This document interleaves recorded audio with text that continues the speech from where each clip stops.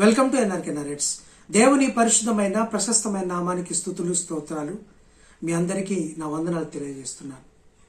యేసు ప్రభు వారు చనిపోయి పునరుత్థానుడైన తర్వాత ఈ భూమి మీద 40 దినాలు ఉన్నారు. ఈ 40 దినాల్లో యేసు ప్రభు వారు చేసిన పరిచర్య అమోఘమైనది, విలువైనది. ఒక రకంగా చెప్పాలి అంటే ఆయన 3.5 సంవత్సరాలు పరిచర్య జరిగించారు కదా, యూదయ, గలిలయ, సమరయ ప్రాంతాల్లో. ఈ 3.5 సంవత్సరాల పరిచర్య ఒక ఎత్తు అయితే, ఆయన రిజరక్షన్ అయిన తర్వాత, పునరుత్థానం అయిన తర్వాత ఆయన 40 రోజులు చేసిన పరిచర్య ఒక ఎత్తు. చాలా ఎత్తైన లోతైన సంగతులు ఈ 40 రోజుల పరిచర్యలో ఉంటాయి. యేసు ప్రభువారు పునరుత్థానుడై శిష్యులను దర్శిస్తారు, అలాగే మగ్దలేని మరియను దర్శిస్తారు, తోమాను దర్శిస్తారు, ఎమ్మాయి మార్గంలో శిష్యులను కనబడతారు.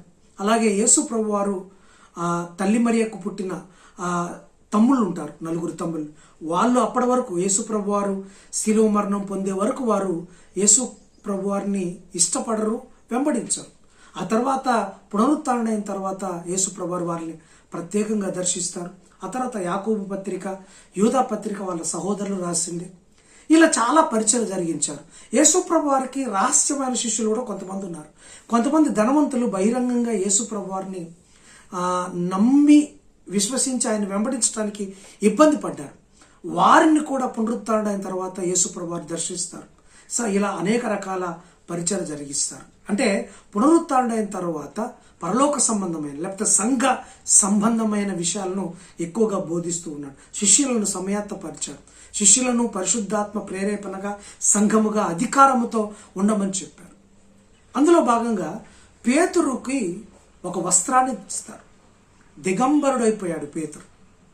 పేతురు దిగంబరుడైపోతారు. ఎందుకు దిగంబరుడయ్యాడు పేతురు? పేతురుకి ఏ వస్త్రం ఇచ్చారు? ఆ వస్త్రం ద్వారా పేతురు ఏం పొందుకున్నారు? దాని ద్వారా మనకు విశ్వాసులైనా లేకపోతే వింటున్నా క్రీస్తుని వెంబడిస్తున్న మనకు ఇచ్చిన ప్రయోజనం ఏంటో ఈరోజు మనం తెలుసుకుందాం. ఇదంతా కొంచెం జాగ్రత్తగా వినమని కోరుతున్నాను. యోహాను సువార్త 21వ అధ్యాయం చివరి అధ్యాయంలో ఒక ఇన్సిడెంట్ జరుగుతుంది. ఏంటంటే పునరుత్థానం అయిన తర్వాత యేసు ప్రభువారు పేతురు దర్శిస్తారు, శిష్యులను దర్శిస్తారు. దర్శించినప్పటికీ ఎందుకనో పేతురు మరి భయపడతారో లేకపోతే ఇంకా ఏదే సంఘటనలు జరిగి ఉంటాయో తెలియదు, కానీ మళ్ళీ 3.5 సంవత్సరాలకు ముందు విడిచిపెట్టిన పాత పద్ధతి కంటే మళ్ళీ చేపలు పట్టుకోవటానికి గలిలయ సముద్రానికి వెళ్తారు. 3.5 సంవత్సరాల కింద చేపలు పట్టుకునే సందర్భంలో యేసు ప్రభువారు పేతురును పిలుస్తారు. పేతురు, నిన్ను మనుషులను పట్టుగా జాలరుగా చేస్తానని చెప్పి అతన్ని పిలుచుకుంటాడు. 3.5 సంవత్సరాలు ఏ చేపలు పట్టడానికి వెళ్ళలేదు. మళ్ళీ యేసు ప్రభువారితో తిరిగారు. యేసు ప్రభువారి చంతే ఉన్నాడు. చక్కటి పరిచయం జరిగించారు. కానీ ఎప్పుడైతే యేసు ప్రభువారు చనిపోయి పునరుత్థానం అయిన తర్వాత పేతురులో ఒక చపల చిత్తం వచ్చి ఆయన పోవటమే కాదు శిష్యులను కూడా తోడుకొని వెళ్ళాడు. నేను చేపలు పట్టడానికి వెళ్తున్నాను అని చెప్పినప్పుడు, నువ్వు చేపలు పట్టడానికి వెళ్తుంటే మేము కప్పలు పడతామా, మేము కూడా చేపలు పడతామని తోమ మిగతా శిష్యులందరూ గలిలయ సముద్రానికి చేపలు వెళ్తారు. సో దేవుడు వాళ్ళని దర్శించాలనుకుంటాడు. పునరుత్థానం యేసు ప్రభువారు దర్శించాలనుకుంటాడు. వాళ్ళు వెళ్ళి రాత్రి కాలంలో చేపలు పడుతున్నప్పుడు వారికి ఒక చేప కూడా దొరకదు. రాత్రంతా ప్రయాసపడతారు కానీ ఒక్క చేప కూడా దొరకదు. తెల్లవారుజామున యేసుప్రభు అక్కడికి వచ్చి, పిల్లారా మీ దగ్గర ఏమైనా తినడానికి ఉన్నాయంటే మా దగ్గర ఏమి లేవు, చేపలు పడలేదని చెప్పినప్పుడు, మీ కుడివైపుకు మీ వల వేయమన్నప్పుడు వాళ్ళు ఆ విధంగా వల వేసినప్పుడు ఆ వల విస్తారమైన ఆ వల పిగిలిపోయేంత గొప్ప చేపలు అందులో పడతాయి. అప్పుడు యోహాన్ సువార్త రాసిన యోహాన్ భక్తుడు, అతడు ప్రభు సుమ్మి అని చెప్పగానే పేతురు, అక్కడ ఒక ఇన్సిడెంట్ జరుగుతుంది. పేతురు తన పై బట్ట సముద్రంలో నీళ్లలో విసిరేసి నీళ్లలో దూకి తన యొక్క దిశములను కప్పుకొని ఒడ్డు నుంచి ఆ నీళ్ళ నుంచి ఒడ్డుకు బయటకు వచ్చేస్తాడు. అంటే పేతురికి అప్పుడు దిగంబరుడుగా ఉంటాడు. జాగ్రత్తగా గమనించాడు. 3.5 సంవత్సరాల క్రితం లూకాసు వార్త 5వ అధ్యాయంలో ఉంటుంది. చేపలు పట్టుకుంటున్న పేతుర్ని నీవు మనుషులను పట్టు జాలరుగా చేస్తానని చెప్పాడు. జనరల్గా చేపలు పట్టే వారి యొక్క వస్త్రం ఎలా ఉంటుందంటే, వారికి నడుముకు మాత్రమే ఒక వస్త్రం ఉంటుంది. అంటే ఇప్పుడు చేపలు పట్టే వాళ్ళు నెక్కర్ తోటి, ప్యాంట్ తోటి, బనియన్ తోటి ఉంటున్నారు, కానీ అప్పుడు వాళ్ళకి బనియన్ కానీ అట్లాంటి కానీ ఏం ఉండవు. ఒక గోచి గుడ్డ అంటారు కదా, ఒక గోచితోటే వాళ్ళు చేపలు పడుతుంటారు. సో ఆ గోచితో చేపలు పట్టే వ్యక్తిని యేసుప్రభు వారు పిలుస్తారు. నువ్వురా నాతో నన్ను వెంబడించన్నప్పుడు పేతురు గారు వెంబడిస్తారు. సో ఎప్పుడైతే యేసుప్రభు వారు అతను పిలిచారో, యేసుప్రభు వారిని వెంబడిస్తున్నారో, అప్పుడు ఆయన గోచి గుడ్డ తీసేసి చక్కటి వస్త్రాన్ని తొడుక్కొని ఆయన యేసుప్రభుని వెంబడిస్తారు. అంటే వాళ్ళు లాంగ్ స్కర్ట్ లాంటిది, నైటీ లాంటిది ఉంటుంది కదా, అలాంటి డ్రెస్ వాళ్ళు కొనుక్కుంటారు.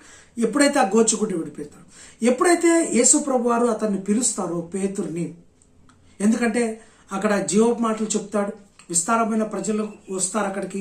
వచ్చినప్పుడు వారికి అందరికి బోధిస్తాడు. బోధించిన తర్వాత వాళ్ళు వెళ్తారు. వెళ్ళినప్పుడు పేతురు యొక్క బోటు దోణిని తీసుకొని కాస్త లోనికి వెళ్ళి వాళ్ళకు మాటలు చెప్తాడు.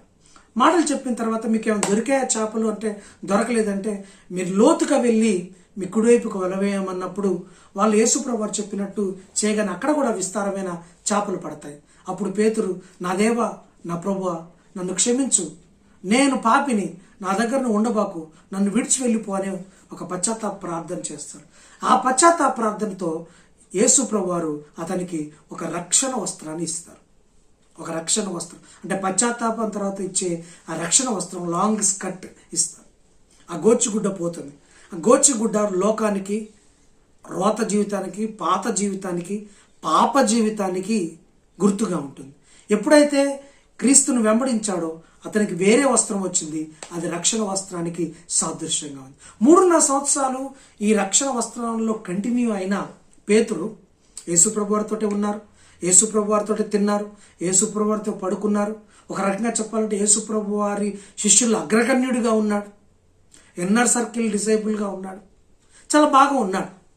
ఉన్న పేతురు 3.5 సంవత్సరాల తర్వాత మళ్ళీ ఏదైతే విడిచిపెట్టాడో లోకంలో, ఏదైతే లోకపు పాప జీవితం విడిచిపెట్టాడో మళ్ళీ దాంట్లోకి వెళ్ళి చేపలు పట్టుకునే ప్రయత్నం చేస్తున్నాడు. యేసుప్రభు వారు దాన్ని హర్షించలేదు.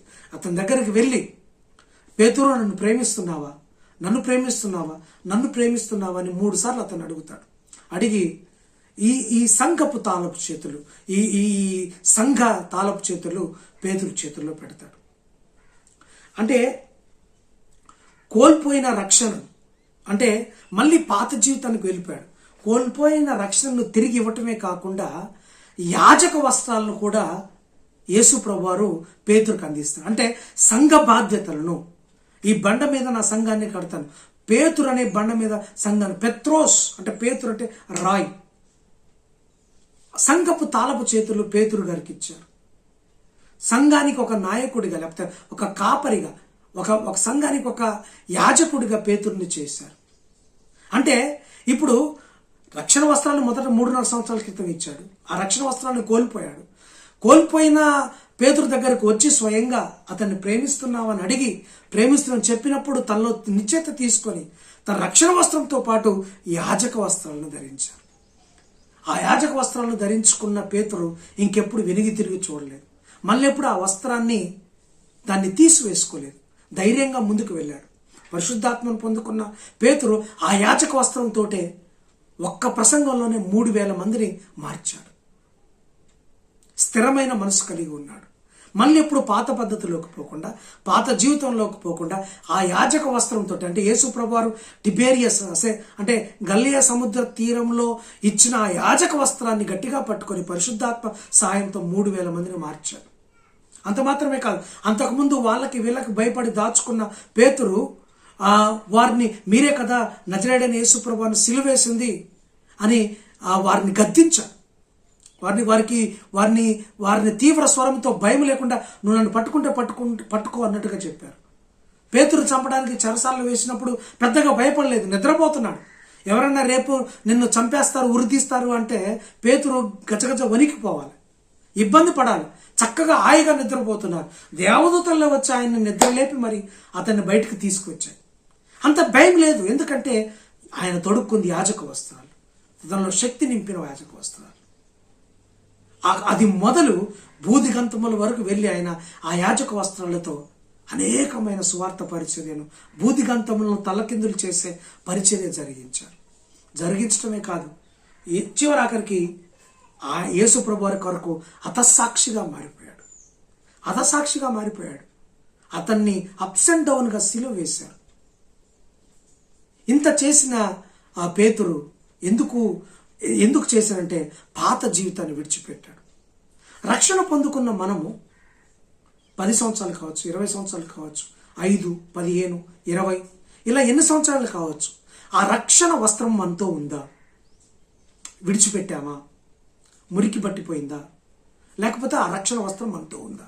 అదొకసారి గమనించండి. రక్షణ వస్త్రము ఇచ్చిన దేవుడు అది మళ్ళా పాత పాప రోత లోక జీవితానికి వెళ్ళిపోతే ఆ రక్షణ వస్త్రాన్ని కోల్పోయే ప్రమాదం ఉంటుంది. పునరుత్థానుడైన దేవుడు ఈరోజు నిన్ను అడుగుతున్నాడు, నీకు రక్షణ వస్త్రము నీతో ఉందా? నీవు పొందుకున్న రక్షణ వస్త్రం నీతో ఉందా? ఒకవేళ లేకపోతే ఈరోజు మళ్ళీ దాన్ని తిరిగి ధరింపచేయి. రక్షణ ఆనందంలోకి రా. ఆ రక్షణ వస్త్రాన్ని ఉతుక్కో. వాక్యం అనే ఉతక స్నానముతో ఉతుక్కొని మళ్ళీ రక్షణ వస్త్రం ధరించుకో. ఆ రక్షణ వస్త్రంతో పాటు నీకు ఈరోజు దేవుడు యాజక వస్త్రాన్ని ధరిస్తున్నాడు. యాజక వస్త్రాలంటే ఓన్లీ పాస్టర్లకి, సేవకులకి, అపోస్తలులకి కాదండి.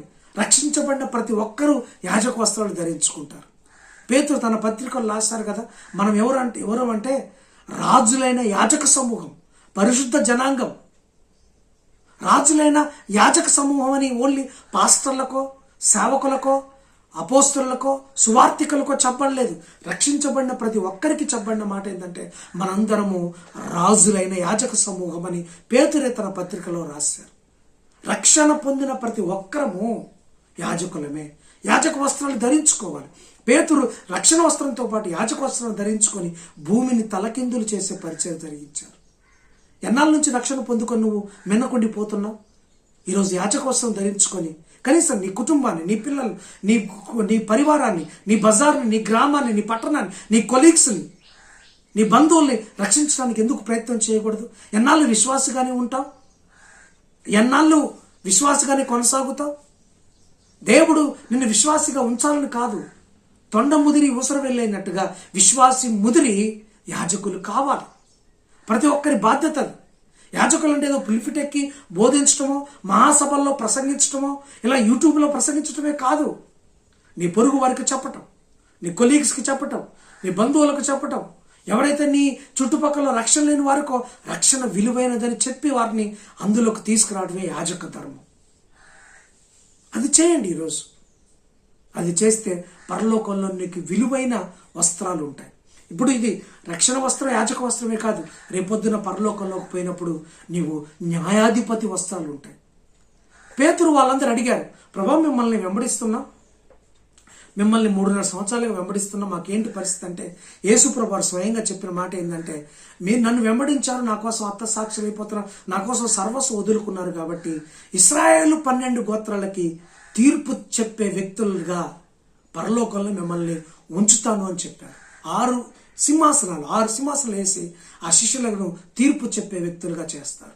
అంటే ఇప్పుడు రక్షణ వస్త్రం, యాజక వస్త్రం, అలాగే పరలోకంలో పోయినప్పుడు మహిమ వస్త్రం. ఆ మహిమ వస్త్రంతో పాటు నీకేముంటుందో తెలుసా? తీర్పు వస్త్రము, జడ్జి వస్త్రం, న్యాయాధిపతి వస్త్రం ఉంటుంది. వాళ్ళందరూ న్యాయాధిపతి వస్త్రంతో ఉంటారు. వాళ్ళే కాదండి, రక్షించబడి ఆ రక్షణను కాపాడుకొని దేవుడు చెప్పినట్టుగా యాజక ధర్మం చేసి కొంతమందినైనా క్రీస్తులోకి తీసుకొస్తే మనకు మహిమ వస్త్రంతో పరలోకానికి వెళ్తాం. ఆ మహిమ వస్త్రంతో పరలోకంలో ఉండవు. మనకు దానికి అదనంగా యాజక వస్త్రంతో పాటు అదనంగా ఏమవుతుందంటే జడ్జి వస్త్రాలు వస్తుంటాయి. మీకు తెలుసా అండి, పరలోకంలో దేవదూతలకు తీర్పు చెప్పే భాగ్యం దేవుడు మనకిస్తాడు. 1000 ఏళ్ల పరిపాలనలో మనం పరిపాలకులుగా ఉంటాం, తీర్పు చెప్పే వ్యక్తులుగా ఉంటాం. అదొకటి గుర్తించండి మీకు. సో కాబట్టి యాజక వస్త్రాలు ధరించుకొని కొందరినైనా క్రీస్తులోకి తీసుకురండి. పేతురు స్థిరపడిపోయాడు. పేతురు అప్పటి టిబేరియస్ నది తీరాన లేకపోతే గల్లియా సముద్రం ఆ తీరాన యేసుప్రభు వారితోటి పేతురుతోటి ఒక వాద తీసుకున్నాడు. నన్ను ప్రేమిస్తున్నావు. అప్పటి నుంచి 3 సార్లు అడిగాడు, 3 సార్లు ప్రేమిస్తున్నాను చెప్పాడు. అప్పటి నుంచి ఇక పేతురు వెను తిరిగి చూడలేదు. ఈరోజు ఈ వాక్యం వింటున్న నువ్వు ఇకపై వెను తిరిగి చూడబాకు, ముందుకు నడువు. రక్షణ వస్త్రాన్ని కాపాడుకో. రక్షణ వస్త్రంతో పాటు యాజక వస్త్రాన్ని ధరించు. కొంతమందికైనా బోధించు. ఈ రెండును కాపాడుకుంటే నీకు మహిమ వస్త్రం వస్తుంది. ఆ మహిమ వస్త్రంతో పాటు నీకు జడ్జి వస్త్రం, న్యాయాధిపతి వస్త్రం కూడా వస్తుంటాయి. ఇటువంటి వస్త్రాలను ధరించుకొని బలా మంచి నమ్మకమైన దాసుడా దాసురాలని నువ్వు నేను మనందరము పేరు సంపాదించుకోవాలి, బిరుదు సంపాదించుకోవాలి. అటువంటి బిరుదును మనందరము పొందుకుందుము గాక. అటువంటి వస్త్రములు మనందరము పొందుకుందుము గాక. God bless you. ఆమెన్.